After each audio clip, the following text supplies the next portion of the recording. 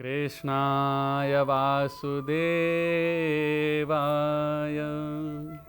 रहेगी, सूर्य तारे न रहेंगे, चंद्रमा न रहेगा, ये दुनिया न रहेगी। धर्म का तात्पर्य धारणा है। धारण करने वाला या जिसने हमें धारण किया या हमने जिसे धारण किया वो धर्म। वास्तविकता में आप कब धार्मिक हैं? जब आप उसे पूर्ण रूप से धारण करते हैं, अर्थात वर्तमान को संपूर्ण रूप से धारण करना ही धर्म है। जैसे कोई डॉक्टर है तो उसका धर्म है मरीज की सेवा करना। कोई वकील है, उसका धर्म है कि सत्यता को उजागर करना। क्या समझे? धर्म का तात्पर्य है प्रेजेंट में जीना। पास्ट एंड फ्यूचर में यदि आप हो तो आप धार्मिक नहीं हो सकते। धार्मिक होने के लिए जरूरी है कि आप वर्तमान में जियो। धार्मिक होने के लिए जरूरी है कि आप प्रेजेंट में जियो। धार्मिक होने के लिए जरूरी है कि जो आपका कर्तव्य परायणता है आपके अंदर, वो पूर्ण रूप से रहे। वो धर्म है। लेकिन हमने धर्म को बड़ा संकुचित बना दिया। वास्तविकता में कहूं, यदि आप श्रवण कर रहे हैं और श्रवण करते करते यदि आपका ध्यान और कहीं जाता है तो आप ये समझ लीजिए आप उस समय धार्मिक नहीं हैं। मैं वक्ता हूं, मैं बोल रहा हूं और बोलते बोलते यदि मैं जो कार्य कर रहा हूं उसमें यदि मेरा ध्यान नहीं रहा तो आप समझिए मैं धार्मिक नहीं हूं।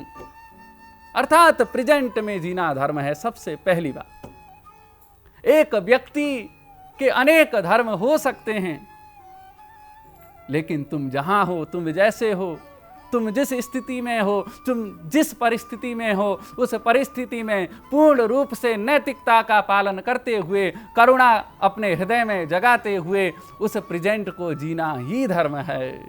अर्थात एक पिता का धर्म है अपने पुत्र को सही क्षेत्र में ले जाना। एक पुत्र का धर्म है अपने पिता को ससम्मान उसका साथ देना। धर्म की परिभाषाएं अलग अलग हो सकती हैं। धर्म का तात्पर्य कर्तव्य हो सकता है, धर्म का तात्पर्य गुण हो सकता है। जैसे आग का धर्म है जलाना, पानी का धर्म है गीला करना, हवा का धर्म है सुखाना। अर्थात धर्म का तात्पर्य यहाँ क्वालिटी से हुआ, गुण से हुआ। उसी प्रकार एक पत्रकार का धर्म है सत्य को दिखाना। ये यहाँ धर्म का तात्पर्य कर्तव्य है। एक गुरु का धर्म है कि जितने भी दर्शक वृंद हैं उनको सही राह दिखाना। ये उसका धर्म है। तो यहाँ धर्म का तात्पर्य थोड़ा अलग है।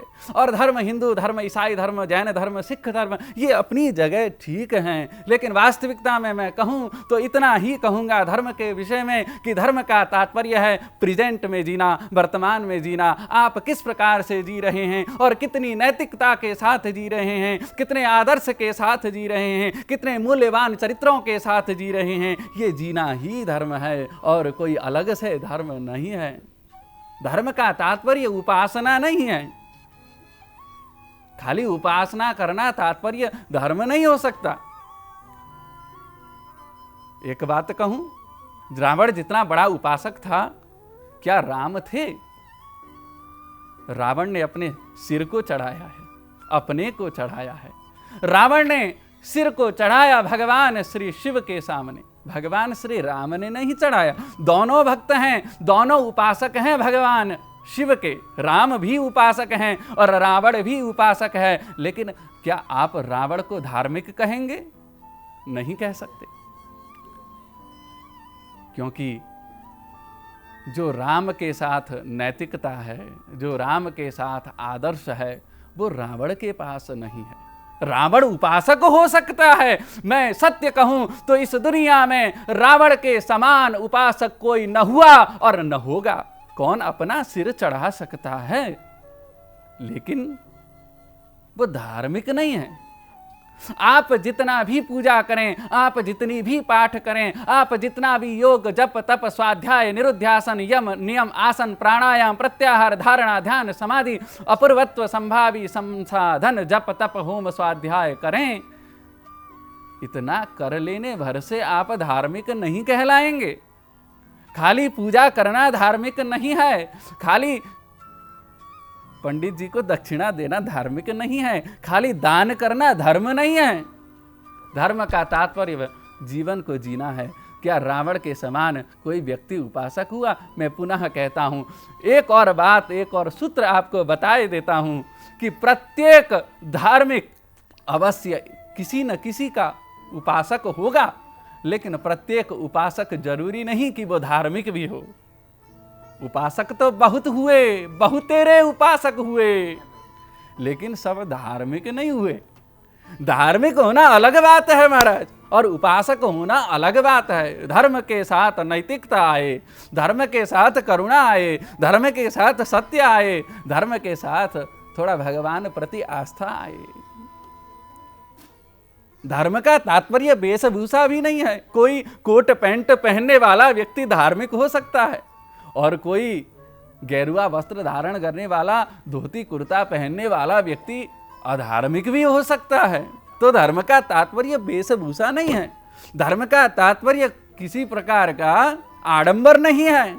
धर्म का तात्पर्य है सरलता, सजगता। धर्म का तात्पर्य है आदर्श, धर्म का तात्पर्य है चरित्र। जिसका श्रेष्ठ चरित्र है वो व्यक्ति धार्मिक है। रामो विग्रहवान धर्मः, इस कारण से राम को धर्म का विग्रह बताया और रावण को खलनायक बताया, रावण को दुष्ट बताया। उपासक तो दोनों हैं, लेकिन धार्मिक भगवान श्री राम हैं। बोलिए श्री रामचंद्र भगवान की जय।